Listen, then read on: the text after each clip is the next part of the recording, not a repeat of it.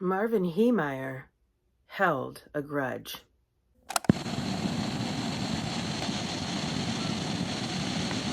A grudge against town officials, the local press, and other Granby, Colorado residents. Hello, my miracles, and welcome to another episode of Coffee and Crime. Episode 57, Granby, the heart of something grand. So grab your coffee and let's talk some crime. Over 18 months, Marvin would secretly and tediously armor a Komatsu D35 5A bulldozer, fitted with makeshift compost armor plating covering the cabin, engine, and parts of the tracks. For visibility, the bulldozer was fitted with several video cameras linked to 2 monitors mounted on the vehicle's dashboard.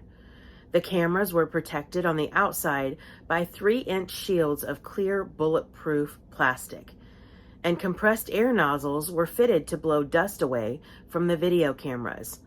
Onboard fans and an air conditioner were used to keep Marvin cool while driving. He had made 3 gun ports, fitted for a .50 caliber rifle, a .308 caliber semi-automatic rifle, and a .22 caliber rifle, all fitted with a 1/2-inch steel plate. Marvin Heemeyer had moved to Grand Lake, Colorado, 16 miles outside of Granby, Colorado, in 1989. In 1992, Marvin purchased 2 acres of property for $42,000 at an auction. According to Marvin, while at the auction, Cody Dochev, a man who was bidding for the property, went up to Marvin and began yelling at him about how much he wanted that property. By 1993, Marvin opened a muffler repair shop on the land. Business was good. On the property was buried a cement mixer that worked as a sewer. To put a service line for a sewer system would have cost up to $80,000 due to the fact of how far away the main service line was. The property west of Marvin's was purchased by Cody Dochev for future plans to build a concrete plant. Marvin was upset because the property that was purchased was so close to the residents' homes and neighborhoods. There were protests and multiple meetings, and Marvin was center stage, with many supporting his efforts against the new concrete plant. He claimed there would be dust, noise, and too much traffic. Cody Dochev was also in attendance, and he would get up and yell at Marvin. Eventually, the conditions were met, and the town approved of the new plant. And in 1999, in one of the town meetings, Marvin promised to fight this approved proposal the whole way. The town continued to push Marvin about his sewer situation, and he eventually went to court. He filed a lawsuit, but the Dochev family continued building the concrete plant as if nothing was wrong. There still was the problem with the service line, because to have that line connect to the main service line, he had to go through someone else's property, Cody Dochev's property. It was said that Cody offered Marvin an easement on his property for the line if he would drop the lawsuit. Marvin refused. And 9 months later, the judge dismissed the lawsuit, and Marvin was fined $2,500. No one was on Marvin's side anymore. The town just wanted Marvin to accept that he lost. He would walk past the people on the town council in Granby, and they would snicker at him, knowing he would never win. Marvin was feeling defeated. One day, when he was at home, a sudden peace came upon him. He had a conversation with God. He had wasted 13 years in that town due to that property. He was going to set things right. Marvin made a trip to California and bought the Komatsu D35 5A bulldozer in an auction for $16,000. The bulldozer sat in front of Marvin's muffler repair shop with a for sale sign on it.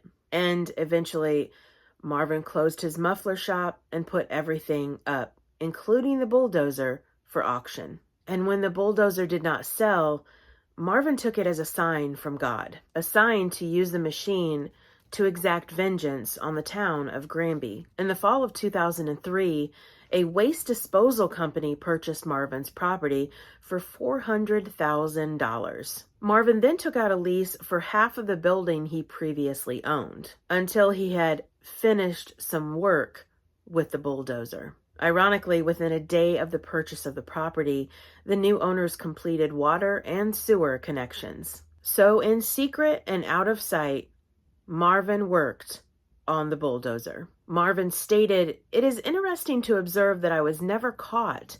This was a part-time project over a 1.5-year period." Throughout his work on the machine, Marvin repeatedly mentioned the bulldozer to friends and associates, as well as his intention to use it for destructive purposes. On June 4th, 2004, at 2:15 p.m., an employee called 911 from Mountain Park Concrete, saying there was a bulldozer encased in metal destroying buildings, and they couldn't get it to stop. The officers surrounded the place as Marvin continued destroying the new concrete plant. One shooter tried to destroy the cameras on the bulldozer, however, the bullets could not penetrate. After the concrete plant, Marvin turned the bulldozer and headed south towards town at 5 miles per hour. The officers on the scene made a reverse 911 call to all residents in order to initiate evacuations. Glenn Trainer, an undersheriff,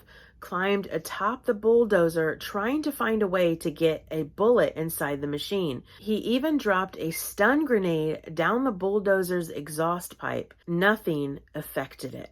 Marvin took aim at the Mountain Park's electric building. The next target was Granby Town Hall. Next was the Sky High newspaper building, ramming into it until the entire building collapsed. Marvin destroyed Thompson's businesses, shoving a truck right through one of the buildings. As the bulldozer slowly plowed through another building, the Gamble's General Store, it began to lose antifreeze and the engine had begun smoking. A scrapper was maneuvered onto the sidewalk behind Marvin's bulldozer, making it impossible for him to retreat back onto the street. Forced to drive forward, Marvin was unaware that a small basement was on the property.